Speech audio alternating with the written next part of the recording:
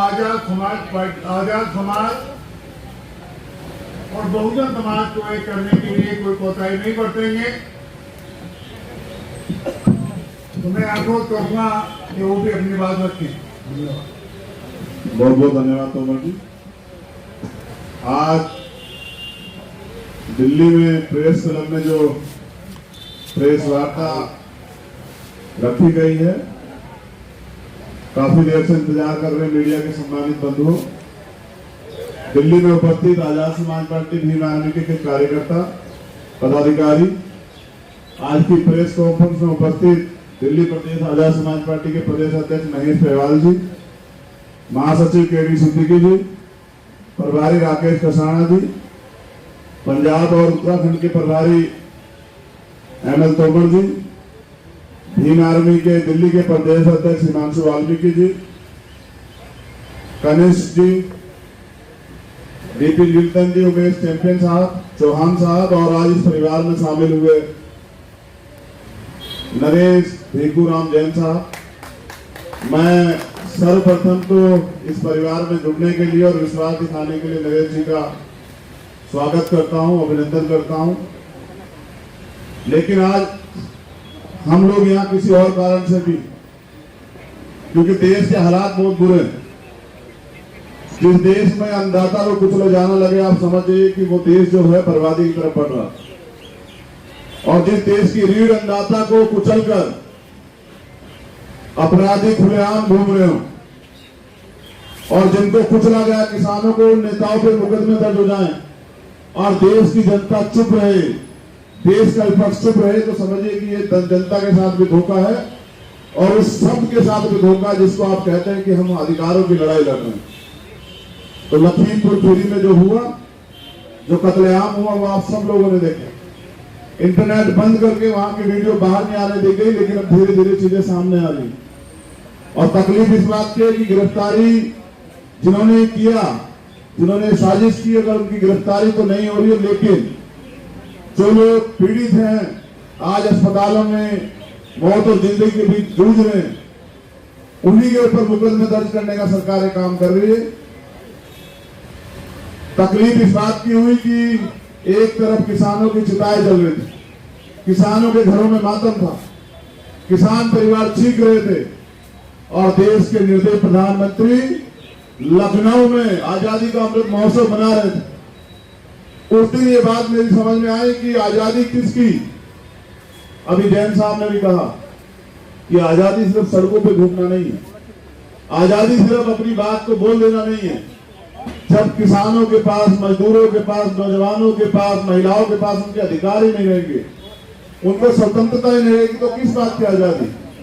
तो मैं समझता हूं कि आजादी सिर्फ भारतीय जनता पार्टी आरएसएस के लोगों को मिली है कि वो अगर किसानों का कत्ल करेंगे, बेगुनाह लोगों को झूठे आरोपों में, जैसे मौलाना करीम सिद्दीकी जी को जेल भेजा, जेल भेजने का काम करेंगे, तो उनके ऊपर कोई कार्रवाई नहीं करेगी। कानून ऐसा कैसे हो गया कि कानून मंत्रियों के लिए अलग और आम आदमी के लिए अलग, भारतीय जनता पार्टी के लिए अलग और विपक्ष के लिए अलग। तो मेरी ये बात समझ में आती है कि आजादी का जो अमृत महोत्सव प्रधानमंत्री किसानों के कत्ल पे मना रहे हैं, ये आजादी, झूठी आजादी, इसके खिलाफ हमारा आंदोलन जारी है। अगर 7 दिन के अंदर गिरफ्तारी नहीं होती तो हम जैन साहब के नेतृत्व में, यहाँ की टीम के नेतृत्व में प्रधानमंत्री आवास को का घेराव करने का काम जो है करेंगे। भीम आर्मी और आजाद समाज पार्टी चुप नहीं बैठेगी। किसानों के कत्ल को, उनकी शहादतों को, जो किए सरकार ने कत्ल किए हैं, उन पे चुप नहीं बैठेगी, उनको जाए नहीं जाने दिया जाएगा। किसानों की हर एक मांग के साथ खड़े हैं, हर एक किसान परिवार के साथ खड़े हैं। और आप, क्योंकि मुख्यमंत्री बोले हैं, आज उत्तर प्रदेश के मुख्यमंत्री कुछ बोले, ऐसे नहीं बोलते हैं। वो जब बोलते हैं तो बंटवारे के लिए बोलते हैं। आज भी वो बोले, वो हाथरस में भी बोले थे। वो जब बोलते हैं तो सिर्फ और सिर्फ सरकार के एक व्यक्ति होने के, सरकार के प्रतिनिधि होने के नाते बोलते हैं। मैंने आज तक नहीं सुना कि कभी वो उत्तर प्रदेश की जनता के मुख्यमंत्री होने के नाते बोले। अगर मुख्यमंत्री बोलते हैं कि जांच और अभी साक्ष्य नहीं मिले, तो मैं समझता हूं कि लश्कर भी तुम्हारा और सरदार भी तुम्हारा और तुम झूठ को सच लिख दो, अखबार भी तुम्हारा। तो मैं समझता हूं कि पुलिस भी उनकी और जांच एजेंसी भी उनकी। क्या रिपोर्ट आएगी ये तो आप देख लेना, लेकिन सच ये है कि इंसानियत का कत्ल हुआ। जो इंसान के कत्ल पे चुप है वो इस देश के प्रति वफादार नहीं। ये वही किसान है जिसने कोरोना काल में देश की अर्थव्यवस्था को संभाल के रखा। ये वही अन्नदाता है जो अनाज उगाता है, गर्मी सहन करता है, बारिश सहन करता है, सर्दी सहन करता है, जिसकी वजह से हमारे पेट में रोटी आती है। आज उसके कत्ल पे देश एकजुट है। किसानों की मांग पूरी होनी चाहिए। 3 किसान विरोधी कानून है, ये वापस लिए जाएं। और दिल्ली में चुनाव, ये भारतीय जनता पार्टी जहां जहां रहेगी, चाहे एमसीडी में रहे, चाहे केंद्र में रहे या किसी प्रदेश में रहे, वहां की जनता दली जाएगी। वहां की जनता के अधिकार जो है छीने जाएंगे, लूटपाट भ्रष्टाचार बढ़ेगा। इसलिए हमने तय किया है कि नरेश भिंकूराम जैन, वो परिवार जिसने 100 साल से ज्यादा के समय दिल्ली में रह के समाज सेवा की, दिल्ली में गरीबों के दुख सुख बांटे, नरेश भिंकूराम जैन जी के नेतृत्व में हम लोग दिल्ली एमसीडी का चुनाव लड़ेंगे। और सिर्फ चुनाव नहीं लड़ेंगे, दिल्ली में जो झूठ की राजनीति हो रही है उसका भी पर्दाफाश करेंगे। आपने देखा कि यहाँ कोरोना वॉरियर्स जब सफाई कर्मचारी मरते हैं तो मुख्यमंत्री किस तरह का व्यवहार करते हैं, किस तरह का भेदभाव करते हैं। तो यहाँ बैठ के धोखा देने से, बैनर पोस्टर लगाने से काम नहीं चलेगा। उनकी आवाज को उठानी पड़ेगी। जो गरीब है, जो वंचित है, जो शोषित है, जो सताया जा रहा है, उसकी आवाज उठाने के लिए आजाद समाज पार्टी मैदान में है और असली आजादी हम लोग दिला करें। तो मैं इस परिवार में शामिल होने के लिए उनका धन्यवाद करता हूं और प्रधानमंत्री से निवेदन करता हूं कि अगर आप वास्तविकता में ताकतवर प्रधानमंत्री हैं, आपके दिल में किसानों के प्रति, नौजवानों के प्रति, महिलाओं के प्रति, गरीबों के प्रति, किसी भी वर्ग के प्रति अगर दर्द है तो अपने देश की जनता से मिलने में क्या परहेज है?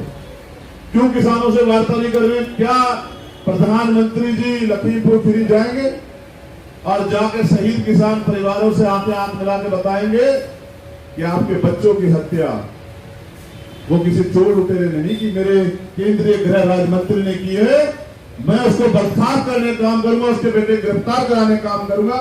क्या प्रधानमंत्री इतना हौसला जुटा पाएंगे? इस देश का प्रधानमंत्री देश की जनता की आवाज सुन सकता हो। छोटी छोटी बातों पर ट्वीट करने वाले प्रधानमंत्री किसानों के लिए एक लफ्ज नहीं बोले। ये तकलीफ आज हमें यहाँ एक 4 किसानों के कत्ल हुए, एक ट्वीट नहीं, एक संवेदना नहीं। तो ये समझ आता है कि प्रधानमंत्री निर्दय हो गए, हिटलर हो गए, तानाशाह हो गए। और इस तानाशाही का अंत आजाद समाज पार्टी मेहनत करके करेगी। हम दिल्ली एमसीडी में जवाब देंगे, लेकिन उत्तर प्रदेश में भी 2022 के विधानसभा चुनाव में हम उनको सबक सिखाने का काम करेंगे। आजाद समाज पार्टी को ताकतवर बनाने का काम करेंगे। निकम्मी, झूठी, बहरी, गूंगी सरकार को सत्ता से बेदखल करेंगे।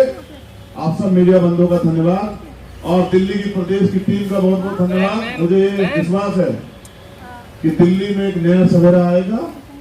शोषित, वंचित बहुजन समाज के लोगों को आजादी मिलेगी और सभी धर्म के लोगों को बराबरी की, हिस्सेदारी की अधिकार जो है वो मिलेंगे। बहुत बहुत धन्यवाद। और जिस तरीके से देश के गृह मंत्री जो सजा याफ्ता मुजरिम रहे और इसके अलावा उनके हत्या के भी मुकदमे रहे, क्या आपको लगता है ऐसे गृह मंत्री से उम्मीद कर सकते हैं कि आपको न्याय मिलेगा? देखिए, न्याय तो मांगने से नहीं मिलता, आप जानते हैं। न्याय तो छीनना पड़ता है। देश की जनता तैयार है, हम लोग छीनेंगे। जिस दिन प्रधानमंत्री आवास का गिराव होगा आप देखना, जैसे एक बार हमने ट्रंप को देखा था कि देश की जनता के सामने वो झुके थे, ऐसे प्रधानमंत्री कहां जाके छुपेंगे आप देखिए। बिल्कुल होनी चाहिए, ये बड़ी मांग है, लेकिन मांग से काम नहीं चलेगा। इसका आंदोलन हम लोग करने के लिए जा रहे हैं। देश स्तरीय, राष्ट्रीय स्तरीय आंदोलन होगा। पिछड़े वर्ग की जनगणना होगी, जाति की जनगणना, पता लगेगा कि उनकी कितनी आबादी है और कितने संसाधन उनके विकास के लिए चाहिए। हम लोग उसके लिए तैयार। तो ये भी आ रही है कि मिश्रा जी के जो बेटे हैं वो नेपाल भाग चुके हैं, इस पर आप क्या कहेंगे? वो नेपाल भाग जाए या कहीं और भाग जाए, हमें देश की पुलिस पे भरोसा है और उससे ज्यादा देश की जनता भरोसा है कि जब जनता खींच के लाएगी तो वो अपनी असली जगह जेल में पहुंच जाएंगे। आप चिंता मत कीजिए। इस हादसे में पत्रकार भी मारा गया है, क्या आजाद समाज पार्टी उसके लिए भी कुछ आंदोलन या संघर्ष की मांग? देखिए, मैं कह रहा हूँ पत्रकार भी उत्तर प्रदेश का नागरिक है। पत्रकार तो सबसे ज्यादा जिम्मेदार है, जो इस सरकार की चोर बाजारी को, इस सरकार के झूठ को दिखाने का काम कर रहा था। उस परिवार के प्रति मेरी संवेदना और मैं ये मांग करूंगा कि मुख्यमंत्री कम से कम इस देश प्रदेश की जनता के बारे में सोचे। उत्तर प्रदेश के मुख्यमंत्री उन पत्रकार साथी को, उनके परिवार को तमाम तरह के संसाधन और तमाम तरह की उनकी जो व्यवस्था है कि वो परिवार के मुख्य जुड़ा है वो मिलनी चाहिए, लेकिन पत्रकारों की सुरक्षा भी होनी चाहिए। जिस तरह से मंत्रियों को नेताओं को सुरक्षा है, उस तरह से देश के आईने, देश का दर्पण पत्रकार को सुरक्षा जो है मिलनी चाहिए। ऐसी हमारी मांग जो है आज के आपके सामने हम लोग रखते हैं।